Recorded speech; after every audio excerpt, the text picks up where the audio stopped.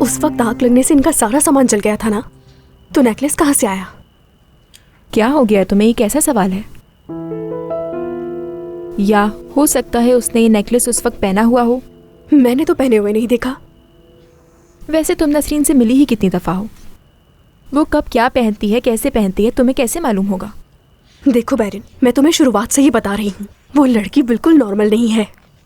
आखिर ऐसा कौन सा घर है जिसमें नौकरों से बहस होती रहती है घर वालों की?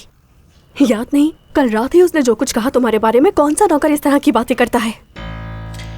सच पूछो तो नसरीन की कोई गलती नहीं। उसको बस एक गलतफहमी हुई थी और वही जाके उसने सबको बयान कर दिया।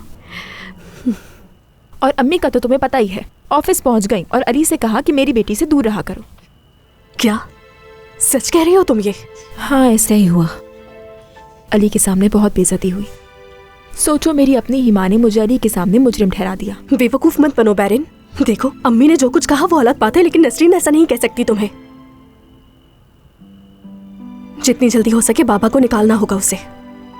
उसके बाबा ने हमारे बाबा की खातिर अपनी जान दे दी थी। इस बात को बाबा की तरह देखने की कोशिश तो करो। ठीक है, वो जिस तरह की हरकतें कर रही है कैसे कबूल करें? बाबा को चाहिए जितना हो सके दूर रहे उन लोगों से। उन्हें नया घर देकर अपनी जिंदगी से निकाल क्यों नहीं रहे? वो कितने अजीब तरह के लोग हैं। क्यों यहाँ पर नौकरों की तरह जिंदगी गुजार रहे हैं जबकि उनके पास सहूलत मौजूद है? ऐसा लगता है सुबह से शाम तक इस घर में सिर्फ नसरीन का ही नाम लिया जाता है।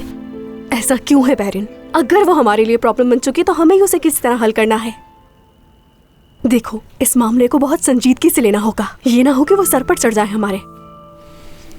तुम और अम्मी बिल्कुल एक तरह से सोचती हो। तुमने देखा नहीं बाबा के सामने कितनी मजलूम बन जाती है वो।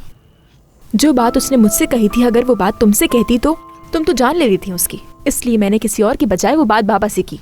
ना सिर्फ उसने अपनी गलती कबूल करी बल्कि उसने मुझसे माफी मांगी। हाँ, कहा तो तुमने बिल्कुल ठीक है। यानी तुम मुझसे चालाकी से जान छुड़ाओगी? नहीं, मेरा मतलब कुछ और है। अगर तुम उसको नजरअंदाज करोगी तो सब उसे भूल जाएंगे। हाँ हाँ बिल्कुल, मैं समझ गई तुम्हारी बात।